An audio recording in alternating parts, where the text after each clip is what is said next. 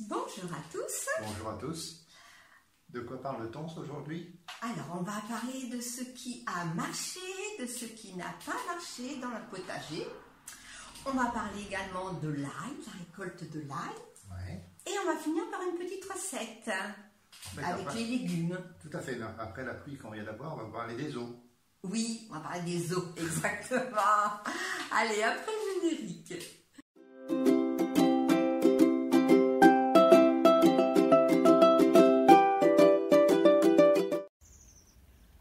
Qu'est-ce qui a réussi et pas réussi? Donc, les concombres. Alors là, ils sont, ils sont un petit peu malades.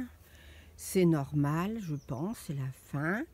Mais ça a donné énormément, à peu près 12 à chaque fois, tous les 2-3 jours. Hein.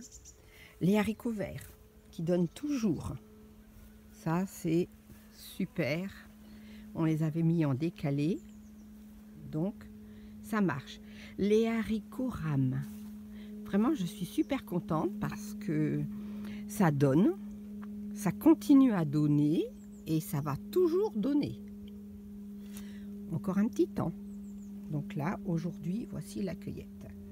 Et tout en haut, eh bien, les graines pour l'année prochaine. Donc ça, c'est bien aussi. Alors, qu'est-ce qu'on a? Les poivrons. Alors, ils sont un petit peu envahis, les poivrons, mais on en a plein. Il y en a, ils sont pas très gros, mais ils sont très bons. Alors, les poireaux, ça, ce sont des graines également, que j'avais repiquées, donc là, tout va bien.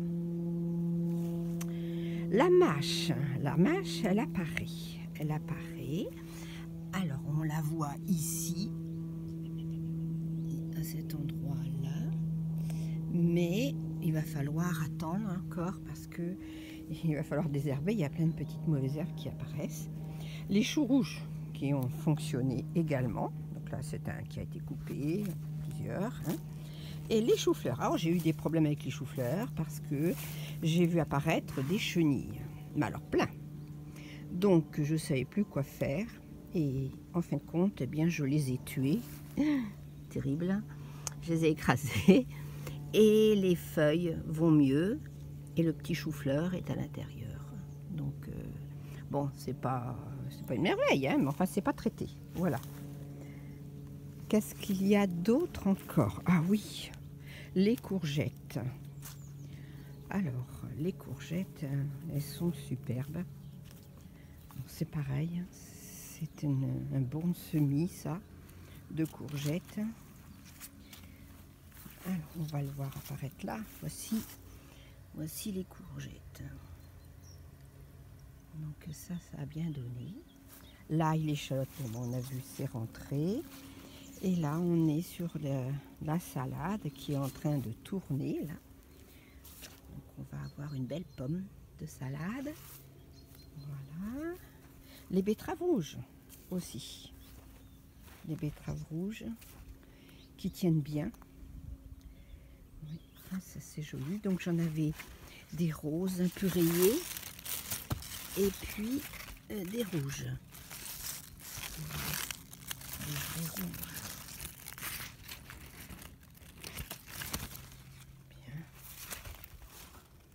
Voilà un petit peu le tour des... Bon, les tomates, alors non, faut pas en parler des tomates. Hein. Bien qu'il y en a une là qui est en train de repousser. Je ne sais pas ce qu'elle veut me prouver. Elle a quelques fleurs. Bon, ça c'est un petit semis sauvage. On verra bien. Ici, on a la chicorée rouge de Vérone.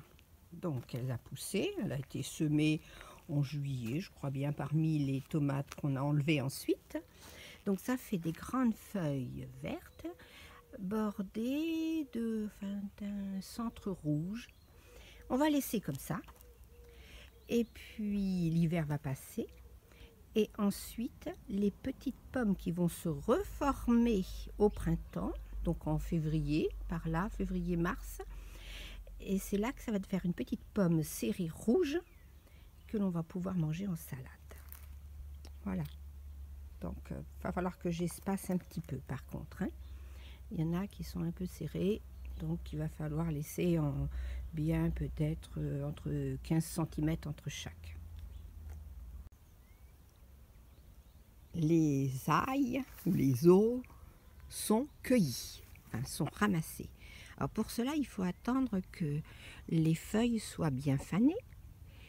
Et ensuite, eh bien, on les déterre, on les laisse sécher sur la terre pendant une journée ou deux, puis on les met à l'ombre. Et après 2-3 jours, et après on peut les tresser comme les échalotes en fin de compte, et les garder suspendus dans le local aéré. Voilà, et donc j'ai une belle récolte avec des belles gousses d'ail. Bon, il y en a également des petites, mais tout est parfait. Voilà, donc l'hiver est assuré. Alors, la recette, on a vu les haricots rames. Oui. Donc, qu'est-ce que je fais? Je les coupe en morceaux de, allez, 2 cm de... Tu fais des ramettes. Des morceaux, je fais des morceaux de 2 cm. Oui. Et elle travaille avec le maître à côté, hein, ça je garantis. Comme quand elle plante ses haricots. Non, pas du tout. Oui, enfin bon, si tu veux. Et puis je mets des carottes en petits morceaux. Tout ça dans une grande poêle, enfin un wok, avec du beurre et de l'huile. Un petit peu d'eau quand c'est bien revenu. Je couvre. Oui. Ah oui, non, non, c'est pas l'eau qui est tombée, non, non. Non, c'est pour te dire d'attendre que la voiture passe. Tout simplement. Bien, on n'a pas changé. et je fais cuire à couvert. Et oui. Et puis quand c'est cuit, eh bien je laisse refroidir. Soit on mange, soit je mets au congélateur. C'est la partie intéressante pour moi de la recette. Oui. Mais j'ai mis également en barquette au congélateur. Voilà. Comme ça, cet hiver, on aura des poêlées toutes prêtes faites. Hein. Donc on prépare notre futur. Eh oui, on prépare notre futur. Ah oui, si j'allais oublier, il faut mettre de l'assaisonnement en sel, poivre. Et j'aime bien mettre du curry et du paprika. Ouais. Voilà. Bon, et on se régale. Alors voilà, vous savez tout. On vous souhaite une bonne soirée et puis à bientôt. À bientôt.